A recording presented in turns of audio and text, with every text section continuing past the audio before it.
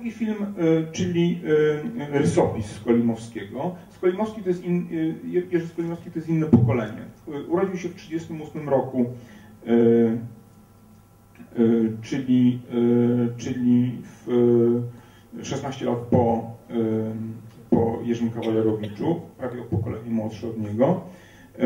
Ukończył studia filmowe w roku 1963, czyli wtedy, kiedy Kawalerowicz był już artystycznie, instytucjonalnie, właściwie twórcą spełnionym, można powiedzieć. Skolimowski uczestniczył w takim ruchu, można tak powiedzieć, kontestacyjnym to za duże słowo, ruchu artystycznym przełomu lat 50. i 60., korzystającym z takiej odwilży po roku 56. Grał w zespołach jazzowych, uczestniczył w imprezach organizowanych przez takie środowiska młodej kultury, czyli Teatr Bim Bom, Warszawski Teatr Satyryków i tak dalej. Wtedy też zaczął swoje pierwsze próby literackie. Dzięki nim podjął współpracę z Andrzejem Wajdą, który potrzebował kogoś takiego, znaczy kogoś młodego, żeby uwspółcześnił przygotowywany scenariusz do filmu Niewinni Czarodzieje. I Skolimowski w tym pomógł. Podczas egzaminów do szkoły filmowej w Łodzi pracował już nad scenariuszem Noża w wodzie. Natomiast Rysopis,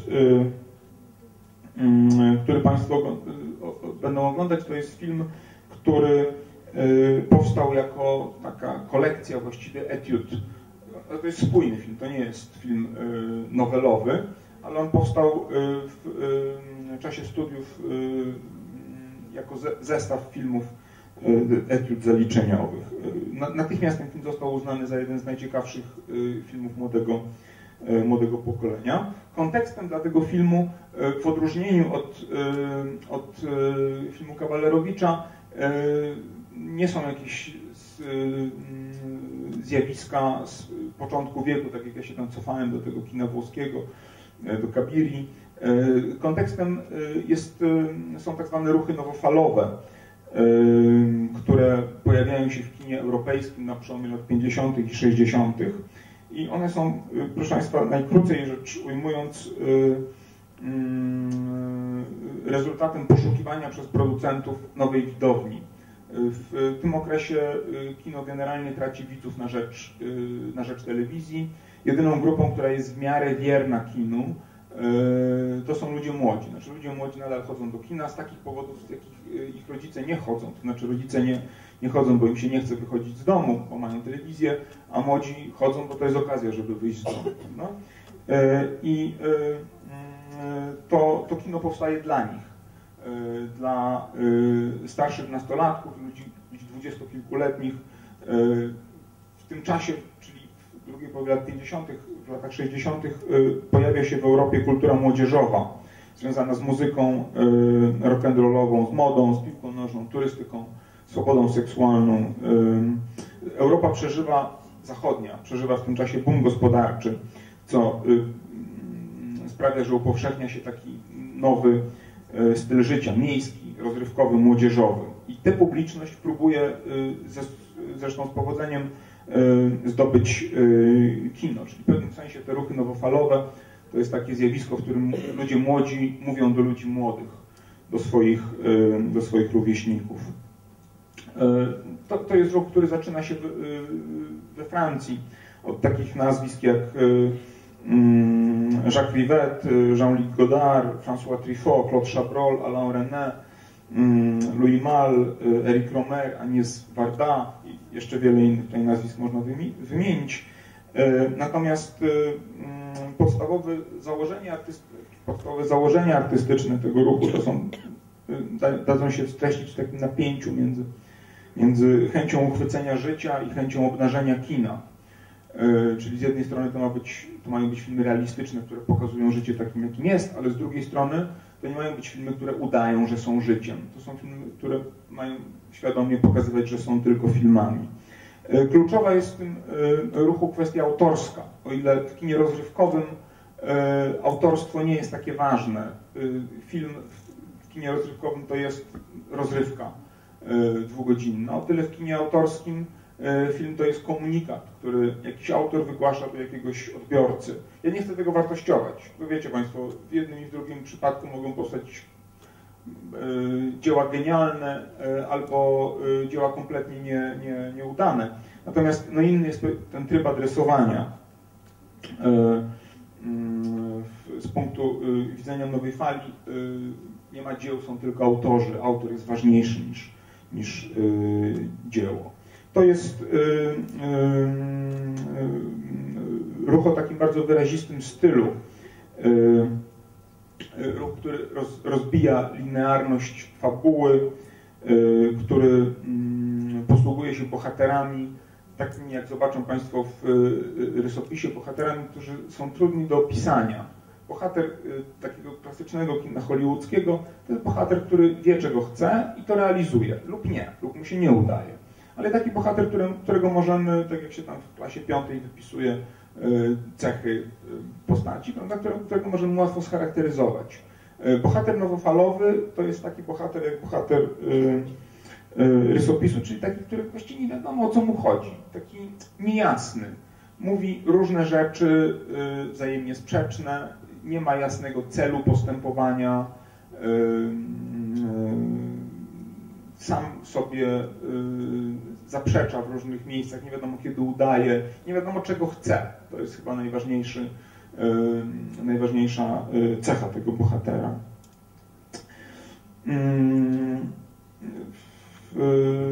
Proszę Państwa, w rysopisie te cechy objawiają się następująco. Otóż po pierwsze, to jest film autorski zdecydowanie. To znaczy Skolimowski jest reżyserem tego filmu, autorem scenariusza, wystąpił w roli głównej.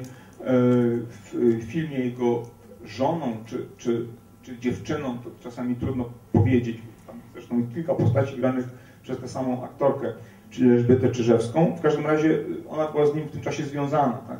Więc tutaj też taki motyw autotematyczny się pojawia. Bohater tego filmu, Andrzej Leszczyc, który później występuje także w kolejnych filmach reżysera, jest takim właśnie bohaterem nowofalowym, czyli jest niezdecydowany, niekonkretny, nieukierunkowany, jest takim trochę nihilistą, który szukając sensu życia mógłby wkrótce wejść na barykady maoizmu albo terroryzmu, albo czegoś innego. W polskim kontekście taki bohater jest jednak nieco inny, to znaczy jest wykorzeniony podwójnie przez wojnę i komunizm. W tym filmie bardzo ciekawe są, zwracam Państwu na to uwagę, aluzje do II wojny światowej, to znaczy ten film się toczy 1 września, a zaczyna się o 4:45. I ta data 1 września, ona się pojawia na początku filmu. 1 września, pan nie wie, czynsz trzeba płacić, no nie? Czyli w taki sposób no nieco sparodiowany, ale istotny. Znaczy, myślę, że ta data jest tutaj bardzo ważna. Narracyjnie film przedstawia ostatnie godziny bohatera przed pójściem do wojska, takim trochę niespodziewanym, czyli posługuje się takim chwytem, którym się kino posługuje często, to znaczy deadline'em. Jest jakiś moment, do którego coś się musi wydarzyć, tak? Bo bohater musi do jutra coś tam zrobić na przykład, albo do dzisiaj, do 16 coś musi zrobić. No i on podejmuje działania, ten bohater tam próbuje zdobyć pieniądze, coś tam. Ten bohater tego filmu nie robi nic takiego, znaczy ma ten deadline, o którejś tam się musi zgłosić na dworzec, ale niespecjalnie sobie jakoś głowę zawraca i właściwie do końca filmu nie wiemy, czy on tam ma zamiar pójść, czy nie. Początkowo chce, potem mówi, że nie pójdzie, także to jest jasne. Chwilami też nie bardzo wiadomo, co się dzieje. To znaczy z tego, co nam się pokazuje, nie bardzo potrafimy zrekonstruować fabułę. Ja Państwu powiedziałem, że tu się pojawia 2- albo 3-krotnie nawet postać kobieca grana przez tę samą aktorkę. I nie wiadomo, czy to są 2 postacie, czy 3, czy może 1 i oni tylko tak żartują. Ale to, wiecie Państwo, nie zawsze musimy w filmie wiedzieć, co się dzieje, prawda, żeby czerpać z tego przyjemność estetyczną. Z drugiej strony jest takie powiedzenie Hitchcocka, że film to jest życie minus plamy nudy. No to w w tym filmie tak nie jest. To znaczy w tym filmie to są właśnie te plamy nudy, to zostawione, to co Hitchcock by usunął, to tutaj jest. To podkreślają długie ujęcia. Ten film ma około 30 ujęć w ciągu 70 minut, czyli tam no, prawie 2,5 minuty na jedno ujęcie. To jest bardzo długo. Ale z drugiej strony one są czasami udziwnione. I właśnie tutaj bym poprosił teraz o następny slajd. Mogę prosić następny slajd? No właśnie, proszę zobaczyć, w jaki sposób bohater jest osadzony w przestrzeni, przeciwnie niż w Faraonie. Tam mieliśmy tło i postać, a tutaj bohater to jest ten pan z pieskiem. Tak? Przed nim są jakieś dziewczynki skaczące na skakance, za nim, obok. I następny slajd poproszę.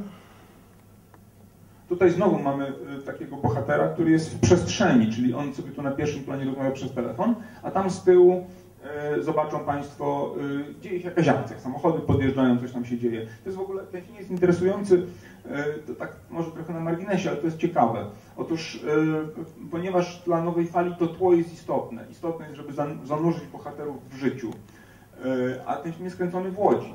To zobaczą Państwo nie tylko realia Polski lat 60., ale i też konkretne miejsca. Ulica Piękna 1, kursy językowe na przykład. Do tej pory jest ulica Piękna 1, można tam zobaczyć, jak to miejsce wyglądało, czy łódzkie tramwaje. I następny poproszę slajd. No właśnie, tutaj też proszę zwrócić uwagę, na pierwszym planie mamy postać bohatera i tej jego dziewczyny, a tam gdzieś z tyłu jakiś tartak, jacyś ludzie chodzą, to tło jest istotne, przemawia do nas. Tutaj ten kontrast z Faraonem jest bardzo wyrazisty. I następny slajd.